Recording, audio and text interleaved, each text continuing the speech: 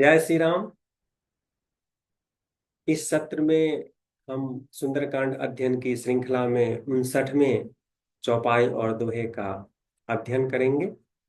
तो पिछले सत्र में हमने देखा कि समुद्र देव प्रभु श्री राम के क्रोधित होने के पश्चात प्रकट होते हैं और उनसे माफी मांगने की मुद्रा में होते हैं।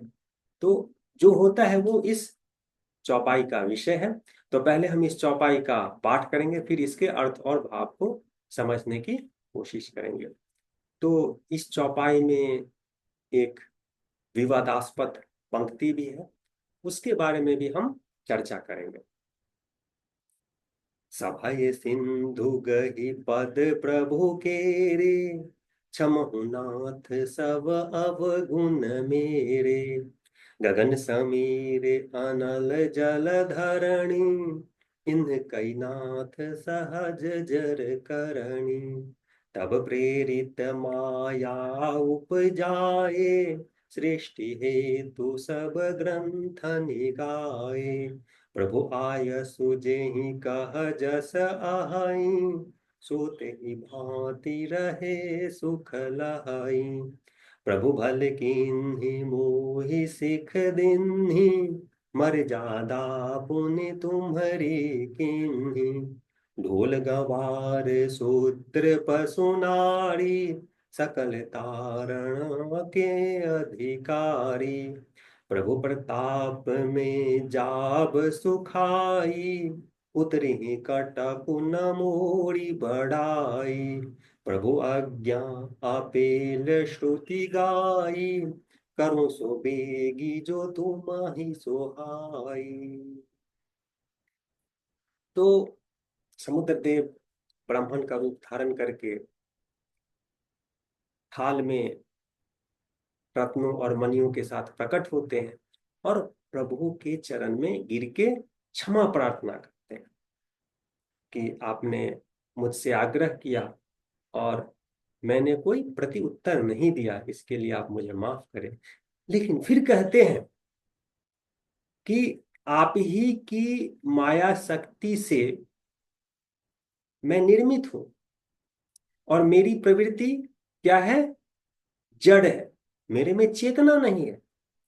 गगन समीर अनल जल धरनी, इन कई नाथ सहज जड़ करनी। तो आपने तो जड़ किया है इसको। गगन मतलब आसमान, हवा, अनल मीन्स आग, जल और पृथ्वी को। तो आप ही की माया से ये सारी चीजें जड़ प्रवृत्ति की। तो आप जड़ प्रवृत्ति से आप क्या आशा कर सकते हैं? तो ये ध्यान देने वाली बात है कि यहाँ समुद्र देव ये एक प्रतीकात्मक है कि समुद्र बता रहे हैं कि जड़, जो जड़ वस्तु है, उससे हम ज्यादा और क्या उम्मीद कर सकते हैं। ये तो जड़ वस्तु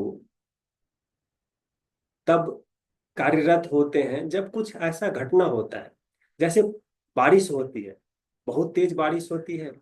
बारिश गांव के गांव बहा लेती है, खेत खलिहान को नष्ट कर देती है। लेकिन वो बारिश वो पानी थोड़ी करता है, वो तो जो घटना हुआ है, पानी तो जड़ है। ठीक उसी तरह आग लगने से बहुत बर्बादी होती है, लेकिन वो आग थोड़ी करता है, आग तो जड़ है। कोई ऐसी घटना होती है जिसके चलते आग लग जाती है। तो यही चीज समुद्र बता रहे हैं कि मैं तो, जल तो जड़ है, जड़ से आप क्या उम्मीद कर सकते हैं? और ये आप ही की माया की उपज है। हाँ? और मेरा लिमिटेशन, जड़ होने के चलते मेरा लिमिटेशन है। जब तक बारिश नहीं होगी, जल किसी गांव को नहीं बहा सकता है, फसल को बर्बाद नहीं कर सकता है, या फिर फसल उगा नहीं सकता है। जल थोड़ी फसल उगाता है। तो बारिश होती है, घटना होती है और फिर फसल उग जाता है। तो ये आप ही की माया है और हम लोग एक सीमा से बंधे हुए हैं। जो जड़ चीज है उसकी एक सीमा होती है, और उसी सीमा के साथ मैं बंधा हुआ हूँ। मैं कुछ ऐसा कर नहीं सकता हूँ जो ओके कि मैं रास्ता बना दूं और फिर ये बानर सेना और आप इस रास्ते के माध्यम से लंका पहुंच जाए। तो इन्होंने ये जताया है कि हमारे जड़ प्रकृति को आप समझिए, हाँ? और ये आप ही की माया है। और हालांकि जड़ होने के बावजूद इन चीजों के इस्तेमाल से ही चेतन प्राणी भी बनता है। अब हमारा शरीर किस चीज का बना हुआ है? हाँ? अनल, जल, मतलब मिट्टी, जल, अनल, अनल मीन्स एनर्जी, समीर मीन्स हवा, और गगन मीन्स स्पेस। इन्हीं से हमारा शरीर बना है। तो इन जड़ पदार्थों का इस्तेमाल सृष्टि के लिए होता है, किसी नए चीज को बनाने के लिए होता है। फिर कहते हैं, प्रभु आय सुजे ही कह जस आहाई, सोते ही भांति रहे सुख लहाई। और प्रभु ने जिसके लिए जो सीमा तय कर दी है, प्रभु ने जिसको जो आज्ञा दी है, उसको उसी सीमा और उसी आज्ञा के अनुसार रहना चाहिए, उससे बाहर नहीं जाना चाहिए। तो एक लिमिटेशन, हमारा क्या लिमिटेशन है इसको समझना है ना?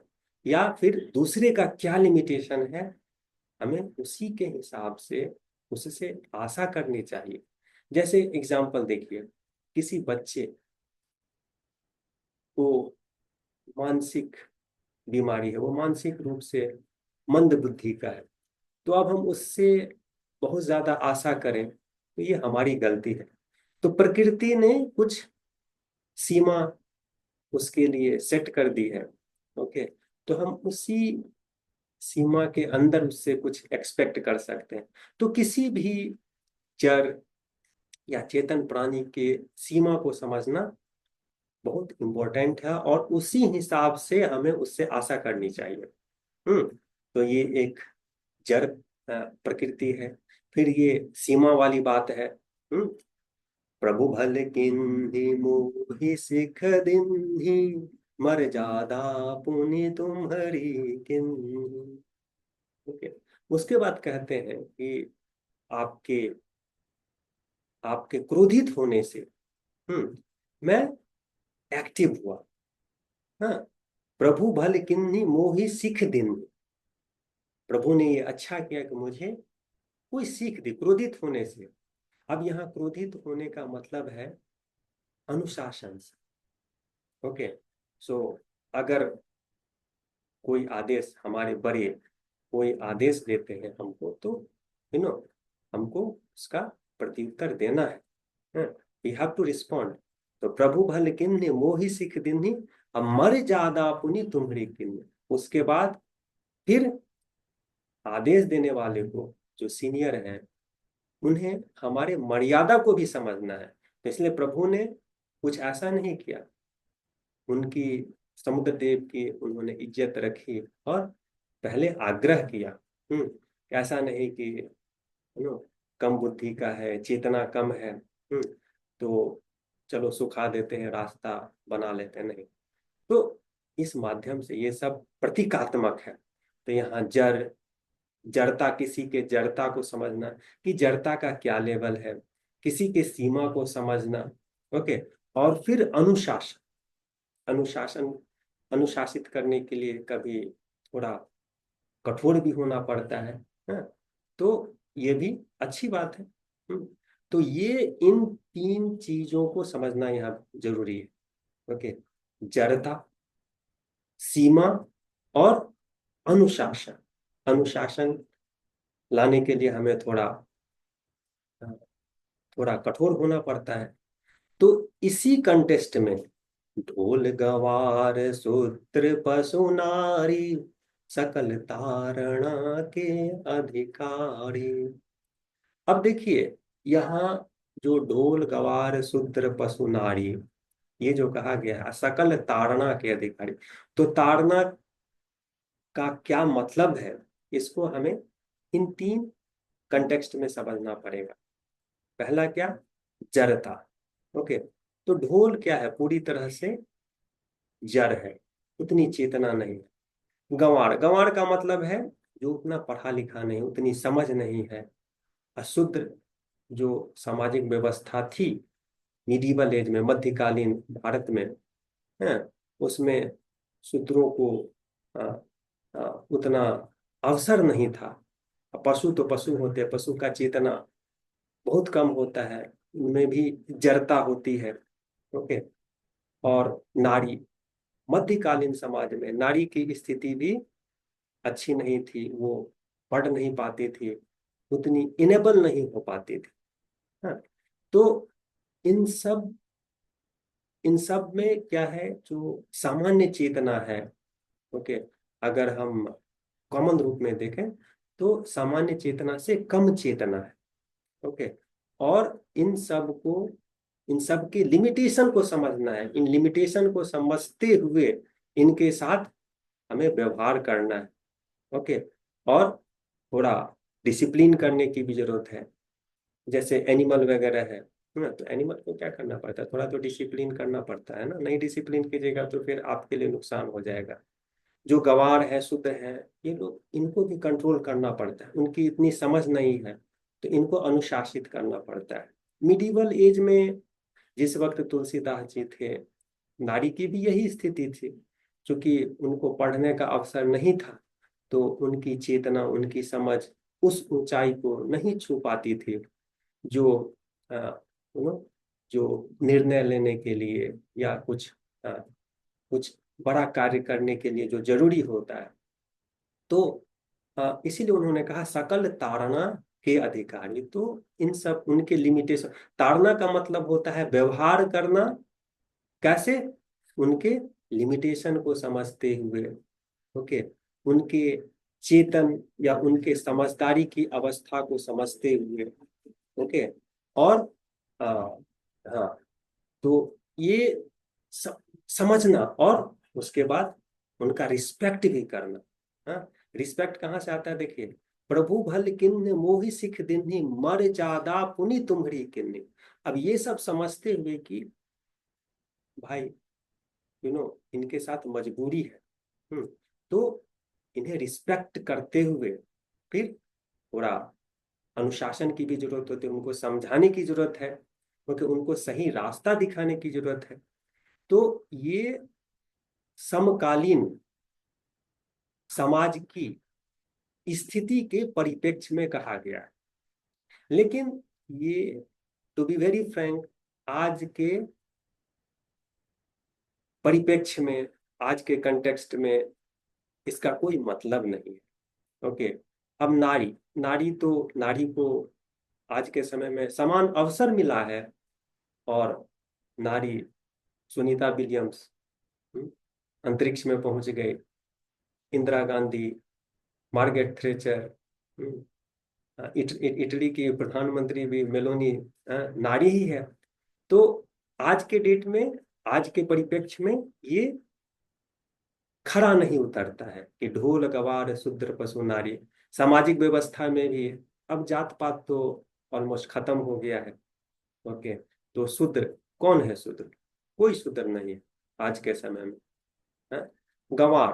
हाँ, तो हम इसको ऐसे समझ सकते हैं कि जो लिमिटेड है, because of what so ever reason, उन्हें पढ़ाई का अवसर नहीं मिला, उन्हें विकास विकास का अवसर नहीं मिला, तो उनके प्रति हम लोगों को सिंपैथेटिक होना चाहिए, उनके प्रति हमें सद्भाव होना चाहिए, उनके लिमिटेशन को समझते हुए हमें उनके साथ व्यवहार करना चाहिए, उनको गाइड करना चाहिए, प्रेम से गाइड करना चाहिए, और जरूरत हो तो थोड़ा अनुशासित करने के लिए थोड़ा कठोर भी होना चाहिए। हम्म, तो ये तो लागू होता है जिस किसी की भी चेतना कम हो।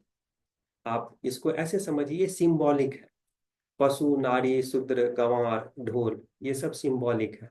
तो जिसकी चेतना कम है, जिसकी समझ कमजोर है, उसके साथ आप सद्भाव से, सुहृद भाव से अ, व्यवहार करें, उन्हें गाइड करें, उन्हें उन्हें अनुशासित करें, और उनको जो अच्छे उद्देश्य है, अच्छे कार्य में लगाए। तो ये है सकल ताड़ना के अधिकारी।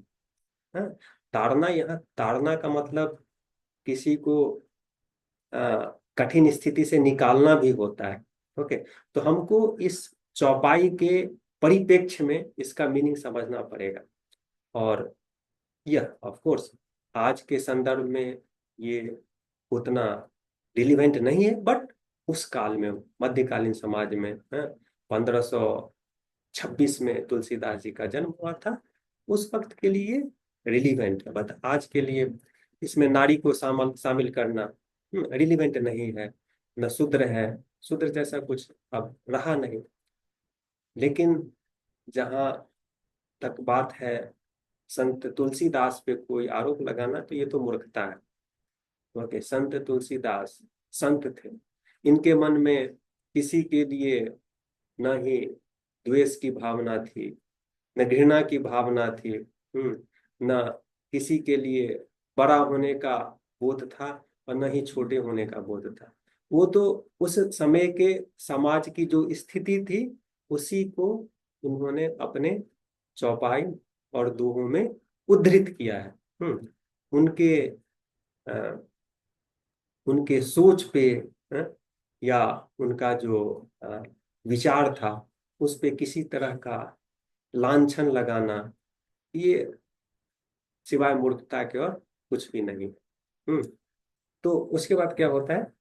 प्रभु प्रताप में जाब सुखाई, उतरी कट कुन मोरी बड़ाई। प्रभु आज्ञा अपील श्रुति गाई, करो सो बेगी जो तुम ही सुहाई। तो फिर समुद्र देव विनम्र होते हुए कहते हैं कि मैं सूख जाऊंगा, और ये वानर सेना समुद्र पार कर जाएगी, लेकिन इसमें भी मेरी कोई बड़कपन नहीं, ये तो आपकी इच्छा से ही होगी। आप ही की माया शक्ति से समुद्र का निर्माण हुआ है। अगर समुद्र सूखेगा तो वो भी आपकी माया शक्ति से ही सूखेगा। तो ये सब आपके हाथ में। हम्म, तो एक तरह से प्रभु को एहसास दिला रहे हैं कि उन्होंने किस चीज के लिए, जड़ चेतन के लिए क्या सीमा तय कर दी है।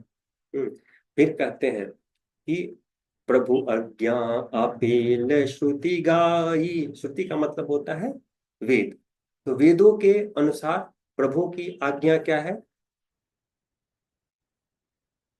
उल्लंघनीय नहीं है, उल्लंघन नहीं किया जा सकता प्रभु की आज्ञा को। तो अगर आप आज्ञा देंगे, तो जो भी आज्ञा देंगे वो मैं तुरंत करूंगा। करो सो बेग जो तुम्हारी सोहाई। जो आपको पसंद है, जो आप आज्ञा देंगे, उसका तुरंत ही पालन होगा। वो तुरंत मेटेरियलाइज होगा। और ये ऐसा ही वेदों में कहा गया। तब हम दोहे का पाठ करते हैं। सुनत बिनीत बचन अति, कह कृपाल मुसुकाई। जेहि विधि उतरे कपि कटकु, तात सो कहु उपाय। तो ये वचन सुन के श्री राम जी अत्यंत प्रसन्न हो जाते हैं और मुस्कुराते हैं। सुनत विनीत, विनम्र वचन सुनकर। और ऐसा देखिए कि जल प्राणी से श्री राम को ज्ञान मिल रहा है। तो सुनत विनीत वचन अति, कह कृपाल मुस्काए। तो कृपाल, जो कृपालु श्री राम जी मुस्कुराते हैं। जेहि विधि उतरई कपि कटुक, कपि कटुकु, तो तात सो कहु उपाय। अब श्री राम समुद्र देव से पूछ रहे हैं, आप मुझे वो उपाय बताइए, वो माध्यम बताइए जिससे कि वानर सेना, कपि कटुकु, कपि कटुकु का मतलब कपि मीन्स वानर, और कटकु का मतलब होता है सेना, कि वानर सेना ये समुद्र को पार कर पाए। तो ये समुद्र से ही, समुद्र देव से श्री राम जी मशविरा मांगते हैं, सुझाव मांगते हैं। तो इस तरह से 59वें चौपाई का अध्ययन खत्म होता है। तो इस चौपाई में हमने देखा कि मतलब एक पंक्ति जो कि विवादास्पद है, और हम्म, संत कबीर दास पे लोग इसको उद्धृत करके अंगुली उठाते हैं, बट ये सिर्फ मूर्खता है। जो कुछ भी कबीर संत सॉरी संत तुलसीदास ने कहा, वो समकालीन समाज का प्रतिबिंबन है। और कुछ भी नहीं। यस, ऑफ कोर्स, आज के समय में हमारी स्त्रियां बहुत आगे बढ़ गई हैं, पुरुष के साथ कंधे से कंधे मिला के चल रही हैं। कौन सा ऐसा क्षेत्र है जहां नारी काम नहीं कर रही है? तो आज वो रिलीवेंट नहीं है, बट उस वक्त ये बिल्कुल रिलीवेंट था। हम्म, तो संत कबीर तो बिल्कुल शुद्ध मन के, उनका किसी के प्रति कोई छल, प्रपंच, द्वेष, बड़ा छोटा, ये तो कोई भावना ही नहीं था। तो उन्होंने जो लिखा, हम्म, बहुत ही शुद्ध मन से और अच्छे मन से लिखा। हमें चाहिए क्या? हमें उससे ज्ञान लेना है। हमें रामायण से ज्ञान लेना है और अपने जीवन की गुणवत्ता को सुधारना है, ताकि हम, हाँ, मानसिक कष्टों से, शारीरिक कष्टों से मुक्त हो सके और एक अच्छा और कुशल जीवन जी सके। तो इसी संदेश के साथ हम आज का सत्र खत्म करते हैं।